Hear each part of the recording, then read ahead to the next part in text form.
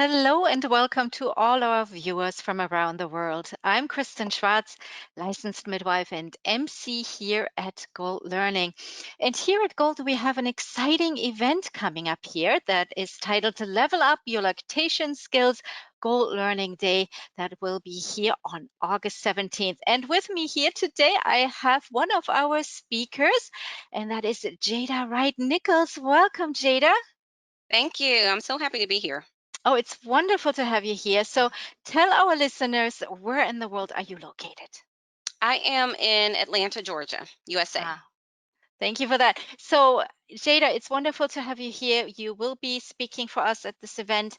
I want you to tell our listeners a little bit about yourself. When I looked at your bio, I was absolutely fascinated. You have such a great background. You're an IBCLC. You have a bachelor's degree in speech pathology and audiology. You have a master's degree in occupational therapy. You're a massage therapist, a lymphedema therapist, a holistic nutritionist, a birth and postpartum doula, a yoga instructor, and of course, an IBCLC. And how did you do this all? And tell us a little bit about this. Must have been such an exciting journey. It's been fun. It's been fun.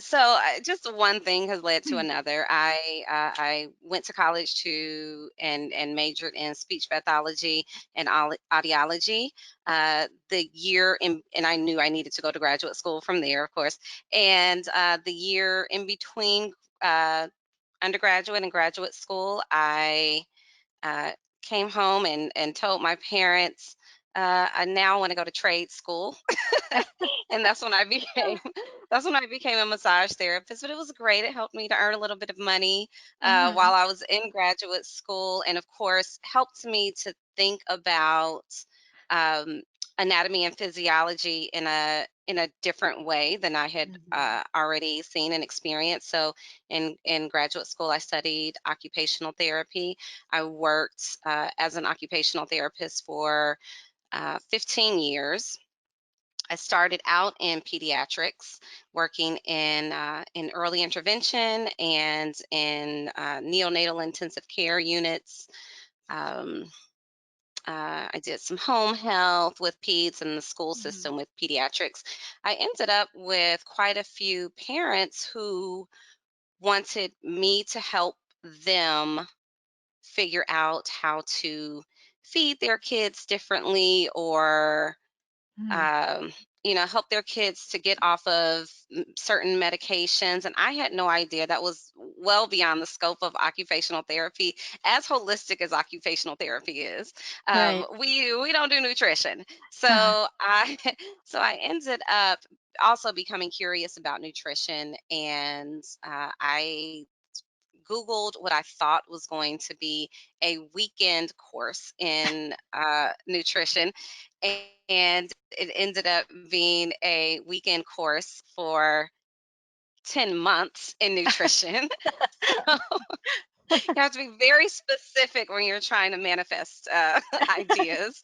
And, and so I ended up becoming a holistic health coach and started to incorporate that into uh, my own lifestyle Hmm. and weaving it into the care that I was providing. At this point, I was working with adults, primarily cancer survivors, and even more specifically, Hmm. breast cancer survivors.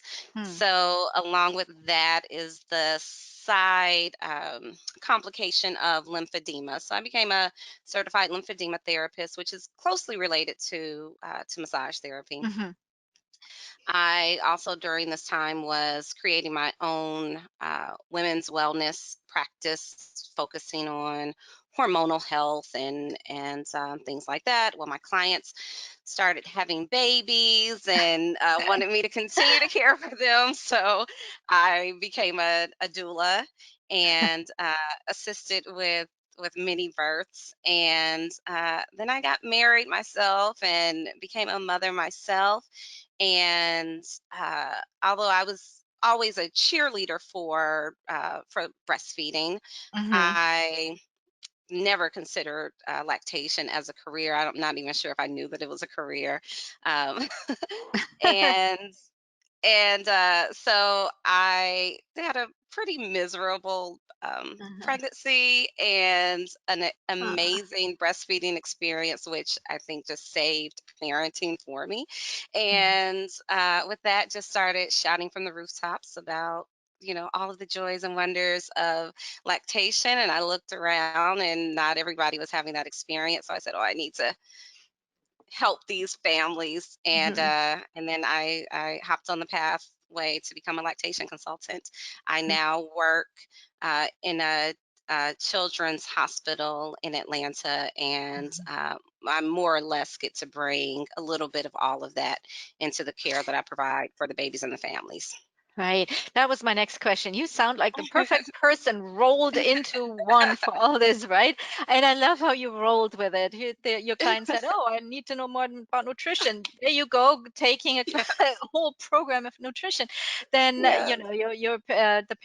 the families you work with are pregnant, and oh, now you become a doula. So you one yes, leads to the next, to the next, to the yes. next, which is just absolutely wonderful to hear that. And I can imagine how much you bring all that together for your families that you're serving now. You're doulaing the parents because Mhm. I can imagine, and if they see trouble in their breastfeeding journey, they need a lot of love and doulaing, right? As well as, Right. of course, your expertise as an IBCLC speech and speech pathologist and so on. So tell me a little bit about that. How you see all these different angles when you observe a client there. Yeah, so I don't remember all the time where I learned what. Mhm. Sometimes I have my eyes, right? Mhm. And I apply what I know in life, what I know in the world to the babies, to the families. And it took a mentee, Mhm. IBCLC aspirant, to ask me. She stopped and asked me one day, "Well, how did you know to ask the mom about that?" It's a thing that she had never seen in core curriculum or any Right. of the textbooks. And I thought, and I said, "Oh, I think that's from speech," and so Mm.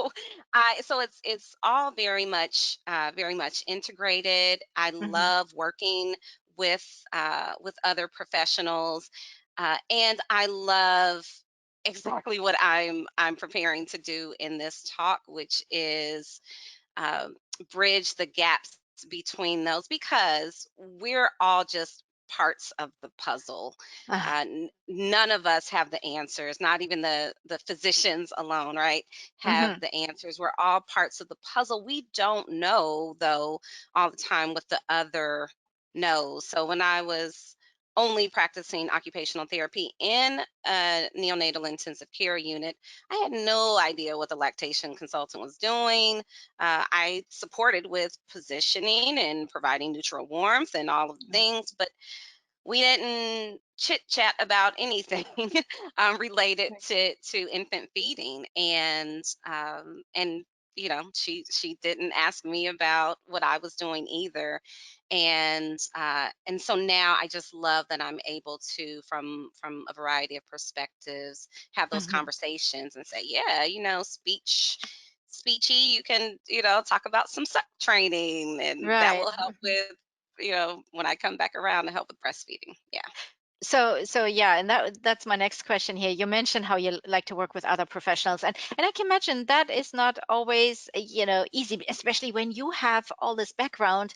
I see that from myself sometimes, and then I have to stop myself. That I feel like I want to be there because you get really involved with your clients, right, Mhm. and in their journey, and want to be there for them, and you feel like you're really invested in their well-being, and we take on, right? And we take on, and especially I can imagine with your background, because you have such a variety and such vast knowledge, that is it sometimes difficult for you to reach out to others and say, hey, I need help in that. Although I am a speech pathologist and you are one too, but what do you think? Or is that difficult to let go? Because sometimes it It's can be. not Okay. not not in the position that I am in now. So Hmm. I was hired to be an IVCLC at this facility, and that's how I operate. Hmm. And I completely respect the speech language Right. pathologists and the occupational therapists and the physical therapists to because they very much are looking at those babies and those families Yeah. from their unique perspective. So it's more about the collaboration. Hmm. I don't overstep. I do introduce ideas and some varied perspectives, but I do not go in there in the Right. room trying to be the speech pathologist or the OT. Great, yeah. And I know I must say I love collaborations. It's Yeah. just I love it because you see all these different expertise coming together, serving together Hmm. and completing all the puzzle pieces, putting them together. It's Right. fabulous. It's wonderful to find that. Now let's talk about your presentation, the disorganized Yes. infant feeding beyond suck, swallow, and breathe. Tell us a little bit, give us a little sneak peek of what you will be talking about here.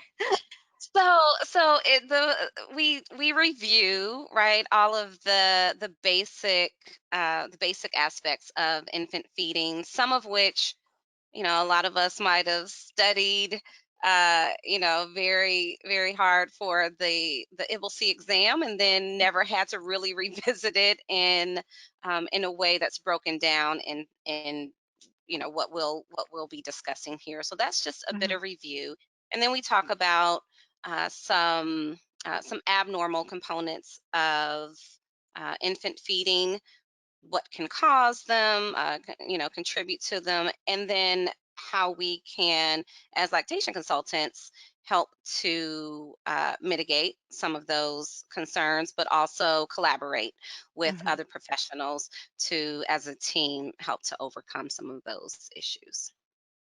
Well, that sounds fascinating. I am absolutely looking forward to the presentation, as I can imagine our viewers here are.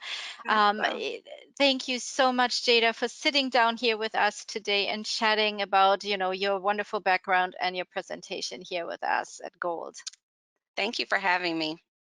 And to our listeners, you can comment and post questions below.